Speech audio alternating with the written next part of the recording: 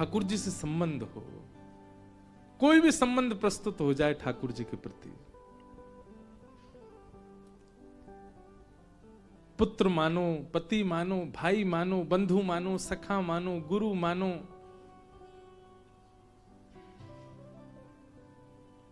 एक बार कहीं कोई बच्चे मिलने आए, वो बोले महाराज जी आप हमारे मामा हैं। मैंने कहा क्यों, हम मामा क्यों हैं? हमारी माता जी ठाकुर जी को भाई मानती हैं, तो वे हमारे मामा, और आप ठाकुर जी के सखा हैं, इसलिए आप भी हमारे मामा। हमने कहा बहुत बढ़िया। एक जगह एक व्यक्ति आया, वो बोला आप मेरे जीजा जी हो। मैंने कहा क्यों? हम किशोरी जी को अपनी बहन मानते हैं, और किशोरी जी ठाकुर जी की हैं, ठाकुर जी हमारे जीजा जी, और जीजा के भैया वो जीजा जी होते हैं। मैंने बहुत बढ़िया। संबंध मानो ठाकुर जी से कोई। हमारे पूज्य श्री नारायण दास भक्तमाली जी, बक्सर वाले पूज्य मामा जी, उनको सब मामा जी कहते थे। उनकी भी कृपा परिवार पर खूब रही। मामा जी से एक बार किसी ने कहा, बोले दुनिया आपको मामा जी कहती है, पर सिया जी आपको भैया मानती हैं, ये आपको पता है? ये प्रमाण है आपके पास कोई? तो मामा जी बोले इतने बड़े बड़े संत, इतने बड़े बड़े वैष्णव, इतने बड़े बड़े नाम जापक, अयोध्यावासी, वृंदावनवासी, ये सब मुझको मामा जी बोल करके इस बात को प्रस्तावित कर देते हैं, प्रस्तुत करते हैं कि सिया जी भी मुझे भैया ही मानती हैं, तभी संतों के मुख से मुझे मामा जी बुलवा रही हैं। इन संतों का वक्तव्य ही इस बात का प्रमाण है कि सिया जी मुझे अपना मामा मानती, भैया मानती, बक्सर वाले पूज्य मामा जी। तो संबंध ठाकुर जी के प्रति आपका होना चाहिए, और वह संबंध दिखावे का नहीं होना चाहिए। कई लोग दिखावा कर बैठते हैं। एक जगह मैं कहीं गया था किसी के घर, तो जिनके घर गया वो मुझसे बोले, आओ महाराज जी अपने बड़े बेटा से मिलवाऊं, ये मेरा छोटा बेटा, ये मेरा सबसे छोटा बेटा, ये मेरी छोटी बहू, ये सबसे छोटी बहू, बड़े बेटा से मिलने आपको चलना पड़ेगा, बहुत आलसी हो गया है। मैंने कहा भैया ऐसा कौन सा बेटा? वो ले गए मंदिर में, और ठाकुर जी, ये खड़ा मेरा बड़ा बेटा, और मेरी बहू है बगल में। मुझे थोड़ा सा पीड़ा हुई चित्त में। अब उनसे तो बोला नहीं मैं, पर मेरे मन में एक भाव आया कि अगर संबंध है तो प्रदर्शन नहीं होता। जिस संबंध का झंडोरा पीट दिया जाए, प्रदर्शन कर दिया जाए, दिखावा कर दिया जाए, वो प्रदर्शन, फिर वो संबंध शुद्ध नहीं रहता। आप महादेव को जिस दृष्टि से देखते हो, अपने तक गोपनीय रखो। जब लगे कि हाँ ये अनुभवी है और इसके सामने हम बता सकते हैं, वहीं कहिए। सब जगह बोलते मत घूमिए, सब जगह बताओ मत, नहीं तो रही मन धागा प्रेम का, मत टोरो चटकाए, टूटे से फिर ना जुड़े गांठ पड़ जाए। तो ये चटका करके तोड़ना एक प्रकार से प्रदर्शन करना प्रेम का, यह भी है। ठाकुर जी से कोई संबंध मानो, ठाकुर जी से एक संबंध आपका हो, और उस संबंध के बाद उसको गोपनीय चित्त में धारण करके रखो, पर संबंध मानो। अच्छा एक और बात, आपके मानने से काम नहीं बनेगा। कथा श्रवण कीजिए, सप्ताह पूरा श्रवण करने के बाद ठाकुर जी से ही नित्य दर्शन कीजिए, और दर्शन करके अपने मन से प्रकट मत कीजिए कि आप मेरे ये हो, नहीं। नित्य दर्शन करते करते करते करते अपने आप ही भाव निर्मित होगा, आपको वह उसी रूप में दिखने लग जाएं। जिस भी भावना से आप देख रहे हो, उस भावना में ठाकुर जी दिखने लग जाएं, तब संबंध प्रस्तावित करो। अपने आप ठाकुर जी से मत कहो कि मेरे पुत्र नहीं है, मैं तो आपको अपना पुत्र मानता हूं, नहीं। अपने आप ठाकुर जी उसी भाव में दिखने लगे। जब भी उनको दिखें तो वात्सल्य भाव प्रकट होने लग जाए, तब मानो आपका संबंध है।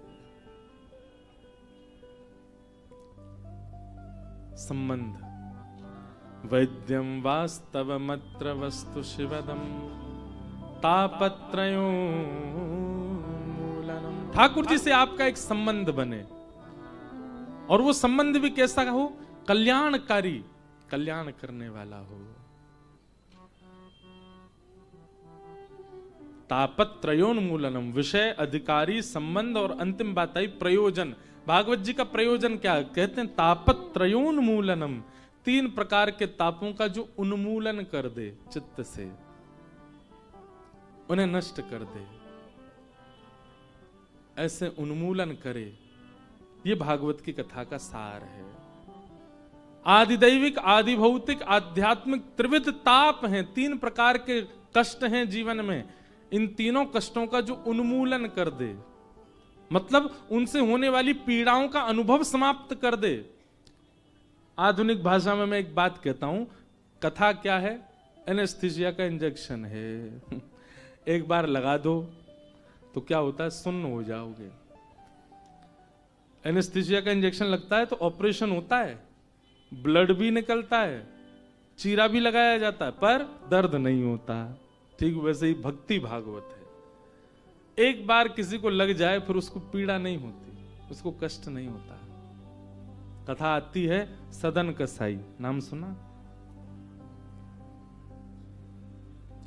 सदन कसाई जी, उनको पता नहीं था, वो शालिग्राम भगवान को बाट मान करके और तराजू में एक तरफ रखते, दूसरी तरफ मांस रख करके तोलते थे। तब एक संत की दृष्टि पड़ी, उन्होंने कहा, अरे राम राम राम, ये क्या करते तुम? भगवान को जो है भार मान के तराजू में तोलते हो। सदन कसाई बेचारे भक्ति भाव वाले तो थे, बस जीवन यापन करने के लिए क्रिया कर रहे थे, मांस विक्रय की। घबरा गए, तुरंत अपने हाथ से शालिग्राम जी उठा के दिए, बोल भगवान मुझसे तो अपराध हो गया, मैं तो जानता नहीं सेवा विधि नियम क्या होता है। संत उनको लेकर के गए और शालिग्राम जी को पंचामृत अभिषेक कराया, इत्र लगा करके, तिलक लगा के, चांदी के सिंहासन पर बैठा के माला पधराई, खीर का भोग लगाया। रात्रि में शयन जैसी महापुरुष ने किया, ठाकुर जी स्वप्न में प्रकट हो गए और रोने लगे। बोले जय जय, आप रो क्यों रहे? कोई अपराध हमसे बन गया क्या? बोले मेरा मन नहीं लग रहा है, ये चांदी का सिंहासन, ये इत्र की सुगंध, इससे मुझे आनंद नहीं आ रहा है। बोले तो फिर क्या करना है? बोले वो सदन कसाई के तराजू में लुढ़कने में मुझे बहुत आनंद आ रहा था, वहीं छोड़ के आओ, मेरा वहीं मन लग रहा था। महापुरुष गए, बोले जय हो ठाकुर जी, न जाने कौन से गुण पर दयानिधि रीझ जाते हैं। ये सारे नियम हमारे लिए ही हैं, शुद्धता का, अशुद्धता का, ये इसका उसका, खुद को जहां मन करता वहां जाते हो। लेकर के गए और सदन कसाई की दुकान पर पहुंचे तो सदन कसाई तो घबरा गया। बोले अरे आप ठाकुर जी को, बोले ले रखो इनको अपनी दुकान पे, इनको यही अच्छा लगता है। रात में ठाकुर जी स्वप्न में आकर के बोले मुझको तो सदन कसाई के तराजू में लुढ़कने में सुख मिलता है। उसी समय सदन कसाई ने सोचा, मैं इतना पापी, मैं इतना पातक व्यक्ति, मैंने क्या नहीं किया? मैंने एक मांस से तोला ठाकुर जी को। दुनिया अपना जीवन दान कर देते हैं ठाकुर जी को, और मैंने मार मार करके पशुओं को यहां चढ़ाया और उससे तोला ठाकुर जी से। और फिर भी ठाकुर जी ने ऐसी कृपा की मुझ पे कि एक संत के यहां जाके फिर लौट के आ गए मेरे पास। एक बार भी अवगुण जान करके, मेरा दोष जान करके मेरा त्याग नहीं किया ठाकुर जी ने। और मैं इस पापी पेट के लिए, परिवार के लिए अभी भी कसाई बना बैठा हूं। उसी समय अपने सारे बुरे कर्म त्याग दिए। और ठाकुर जी जब मेरे लिए चांदी का सिंहासन छोड़ सकते हैं तो मैं मांस विक्रय नहीं छोड़ सकता। छोड़ दिया और मन बना लिया कि अब मैं ठाकुर जी का धाम में दर्शन करने जाऊंगा। तब जगन्नाथपुरी गए। बहुत सुंदर कथा है सदन कसाई की। तो क्योंकि कसाई थे और प्राचीन भारत में थोड़ा भेदभाव ज्यादा ही था, उनको उस मार्ग तक पे नहीं चलने दिया जा रहा था जिस मार्ग से सारे दर्शनार्थी जा रहे थे। बोले नहीं तुम कसाई हो, तुम दूसरे मार्ग पे चलो, मार्ग अपवित्र हो जाएगा। सदन कसाई ने उसको सहर्ष स्वीकार किया। निश्चित ये सही है, मैं इनके योग्य नहीं हूं, मैं इस मार्ग पे चलूं। नीचे मार्ग पे चले। एक नगर पड़ा, उस नगर की एक वैश्या, सदन कसाई जी को उसने कुछ इशारा किया तो सदन कसाई ने उसका कोई प्रत्युत्तर नहीं दिया। उस वैश्या ने क्या किया, उसके पति थे उसको मार दिया और बाहर आकर के सदन कसाई से बोली, अब तुम मुझसे ब्याह करो। सदन कसाई बोले, मतलब? बोले, तुमने मुझे इशारा किया था ना कि तुम मेरे साथ रहोगे, पहले पति को मार दो। मैंने मार दिया पति को, अब तुम रहो मेरे साथ। सदन कसाई बोले, मैंने तो ऐसी कोई कुछ नहीं किया, तुम क्यों? बोले, या तो मेरे संग रहो, नहीं तो मैं हल्ला कर दूंगी पूरे नगर में कि तुम ऐसा ऐसा कर रहे हो। सदन कसाई बोले, मैं सत्य का उपासी हूं, आप चाहे जो करो, अब आपके संग नहीं रहूंगा। उसने नगर में हल्ला किया, राजा को जाकर के शिकायत कर दी। राजा ने सदन कसाई को बंदी बना लिया। ये कब की बात है? जब सदन कसाई धाम की ओर जा रहे हैं। राजा ने कहा, आपने ऐसा किया? सदन कसाई बोले, मैं कितना भी सत्य बोलूं लेकिन प्रमाण मेरे पास नहीं है, इसलिए बात इन्हीं की मानी जाएगी, मेरी तो माननी नहीं। इसलिए आप एक काम कीजिए, मृत्यु दंड छोड़ के जो दंड देंगे मुझे सब स्वीकार है, क्योंकि एक बार मैं जगन्नाथ जी को देखना चाहता हूं, इसलिए मृत्यु दंड मत दीजिए, बाकी जो दंड देंगे सहर्ष स्वीकार करूंगा। तो बोले, एक काम करो, इसके हाथ काट दो दोनों। जबकि सदन कसाई का कोई अपराध था नहीं, लेकिन वैश्या की मानी गई। जैसे ही का हाथ काट दो, सदन कसाई इतने प्रसन्न हो गए, अपने दोनों भुजा आगे करके बोले, अभी काट दीजिए। मैंने सुना है मेरे श्री जगन्नाथ भी बिना भुजा के हैं, मैं भी बिना भुजा के जाऊंगा। जब मेरे नाथ की भुजा नहीं है तो मैं भुजा। अब अभी तक मुझे लग रहा था शायद मैं अपूर्णता से जा रहा हूं, लेकिन आप मेरी भुजा अभी काट दीजिए, तभी मुझे अनुभव हुआ कि हाँ, अब मैं पूर्ण होके जा रहा हूं, जैसे मेरे नाथ वैसा मैं। दोनों भुजा काट दी। क्या पीड़ा नहीं हुई होगी सदन कसाई को? लेकिन यही बात है, भक्ति जब अपनी चरम स्थिति में आती है ना, तो आपको सांसारिक और दैहिक पीड़ाओं का अनुभव होना बंद हो जाता है। आप उस पीड़ा की शिकायत दुनिया से नहीं करोगे कि ये कमी, ये पीड़ा, ऐसा।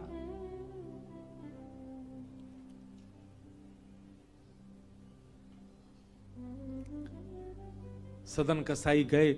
जैसे ही जगन्नाथपुरी पहुंचे, महाप्रभु जगन्नाथ जी अपनी ब्रह्म वेदी पर झूमने लगे और झूमते हुए पुजारियों से बोले, मेरा एक परम वैष्णव भक्त आया है, उसको लाने के लिए पालकी भेजो। और पुजारी भी इतनी जल्दीबाजी में पूछा ही नहीं कि उसका रूप हुलिया कैसा, ये तो बताओ। पालकी लेके दौड़े, हजारों दर्शनार्थी आ रहे जगन्नाथपुरी। पालकी लेकर के पुजारी जन बोले, भैया जगन्नाथ जी ने पालकी भिजवाई है, कोई उनका परम वैष्णव भक्त आया है, कृपा करके वो पालकी में बैठ जाए। अब ये बात कही तो महाराज पालकी में बैठने वालों की भीड़ लग गई वहां पे। सब अपने गिनाने लगे, बोले हम 2 लाख नाम जप रोज करते हैं, हमसे बड़ा वैष्णव कोई नहीं होगा। कोई कहने लगा, हमने इतनी साधना करी है, इतना व्रत किया है, इतना नियम किया है। सब अपने क्रम गिनाने लगे। दूर खड़े सदन कसाई बोले, मैं तो महापातक हूं, मेरे लिए थोड़ी पालकी आएगी, मैं कोई श्रेष्ठ थोड़ा ही हूं। भीड़ इतनी लग गई, पुजारी दोबारा दौड़ के गए मंदिर में, बोले भगवान वहां तो लाखों की भीड़ लग गई पालकी में, अब आदमी पैदल जा ही नहीं रहे, तो कह रहे हम पालकी में ही जाएंगे। आप बताइए तो कौन सा है वैष्णव? तब जगन्नाथ जी बोले, वो मेरे जैसा ही होगा, उसके हाथ नहीं होंगे, मेरे जैसी भुजा होंगी उसकी, रक्त प्रवाहित हो रहा होगा, दूर खड़ा होगा, अपने आप को पातक मान के, वही है। पुजारी जन जैसे ही दौड़ करके, मान लाखों की भीड़ खड़ी, दूर खड़े हैं बिना भुजा के सदन कसाई। पुजारी गए, बोले तुमको ही बुलाया जगन्नाथ जी ने। सदन कसाई इतना रोए पालकी में बैठते समय, बोले मेरे प्राण क्यों नहीं निकल रहे हैं? क्यों?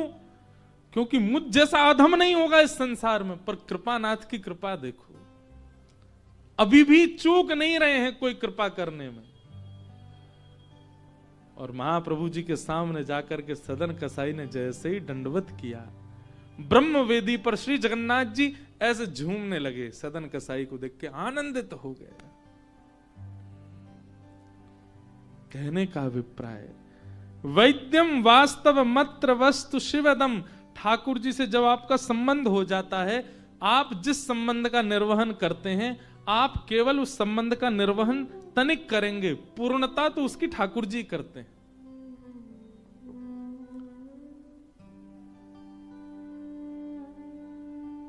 और मिलने वाली जितनी भी सांसारिक पीड़ाएं हैं, उन पीड़ाओं का अनुभव नहीं होता। आप शून्य जैसे हो जाओगे। भोजन मिले तो अच्छा, ना मिले तो भी अच्छा, व्यवस्था मिले तो अच्छा, ना मिले तो भी अच्छा। एक चीज हम अपने अनुभव की बता रहे हैं। हमें 9 वर्ष हो गए कथा करते हुए, 18 वर्ष की आयु से कथा कर रहे हैं, पर इन 8-9 वर्षों में एक बहुत आपके अंदर विश्वास जगे। केवल इसलिए बात कह रहे हैं, अपनी प्रशंसा में नहीं। प्रारंभिक काल की कथाओं की स्थिति में व्यवस्था पर ध्यान जाता था। हम कहीं जाएं तो हमको व्यवस्था ठीक मिले, घर में पले बड़े अच्छे घर में रहे, हम जहां भी जाएं हमको अच्छा ही मिले। जरा भी अच्छा व्यवस्था का कोई क्रम ऐसा होता था तो माँ को फोन करके बहुत रोता था मैं, कि मैं क्या बताऊं, यहाँ गीजर ही नहीं है, ठंडे पानी से नहाना पड़ रहा है। पहले तो रसोईया जी भी नहीं रहते थे साथ में, तो बेचारे जो बना देते वो पाना पड़ता था। बहुत कुछ देखा, मतलब इतना नहीं, सब कथा वक्ताओं ने बहुत कुछ देखा, पर हम अपनी स्थिति बता रहे हैं। पर ज्यों-ज्यों कथा क्रम में आगे आते गए, अब ये स्थिति है, बहु व्यवस्था से बहुत प्रसन्नता भी नहीं और सूक्ष्म व्यवस्था से परेशानी भी नहीं। अपने आप ये अनुभव कथा करते करते होने लगा। काशी में आप लोग इतना सब कुछ कर रहे हैं, इतनी व्यवस्था कर रहे हैं, अब अगली कथा में हमको कुछ ना मिले तो उससे हमको दुखी नहीं होंगे, प्रसन्नता ही है। सब जगह सम बुद्धि सम चित्त, यह जब तक आपका नहीं होगा, आप अपने आप को भजनानंदी मत कहिए, आप अपने आप को भक्ति पथिक मत कहिए कि आप व्यवस्थाओं पर दृष्टि डालते हैं। हर स्थिति में सम का भाव आपके चित्त में आवे तो ही मानिए कि आप तापत्रयोन्मूलनम, आप भक्ति पथिक हो, वैष्णव हो।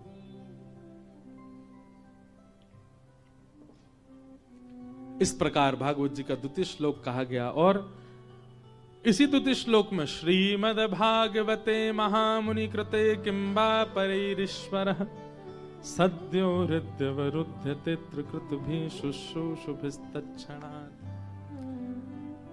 भागवत जी में तो कहते हैं कि जैसे ही आपको पता चला कि काशी में कथा होने वाली है और आपने उसी समय मन बनाया कि मैं कथा सुनने जाऊंगा, जैसे ही आपने मन बनाया मैं कथा सुनने जाऊंगा, उसी क्षण श्री राधा रमण चित्त में आ गए। अब कथा में लाने की जिम्मेवारी ठाकुर जी की है। कथा सुनने के बाद ठाकुर जी प्रकट नहीं होंगे, कथा सुनने की इच्छा मात्र से तत्शृण्वन प्रपठन।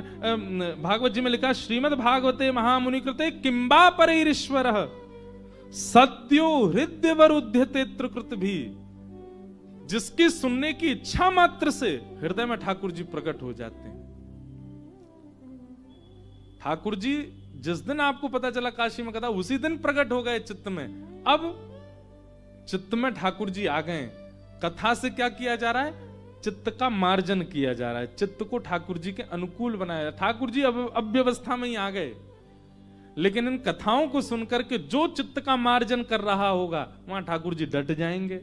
और 7 दिन के बाद भी मार्जन नहीं किया गया हो, ठाकुर जी प्रस्थान करेंगे। बोलो बहुत बढ़िया भैया, कचुदना रहे तेरे चित्त में, तेने सफाई करी ही नहीं, बाकी तेरे सामने व्यास जी आ गए, कथा सुनाई, संकीर्तन सुना, फिर तू वैसो कोई वैसो ही रहो। ठाकुर जी प्रस्थान करेंगे। इसलिए अवसर है कथा, इसको गवाइए नहीं, गोता लगाइए और पवित्र करिए।